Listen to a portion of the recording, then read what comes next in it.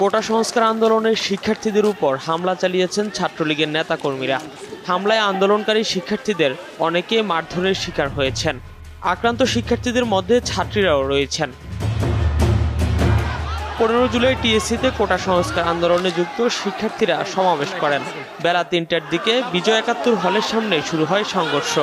আন্দোলনকারীদের একটি দল বিজয় 71 হলে প্রবেশ করতে গেলে তাদের বাধা দেওয়া হয়। এ নিয়ে ছাত্রলীগের নেতাকর্মীদের সঙ্গে তাদের সংঘর্ষ শুরু হয়।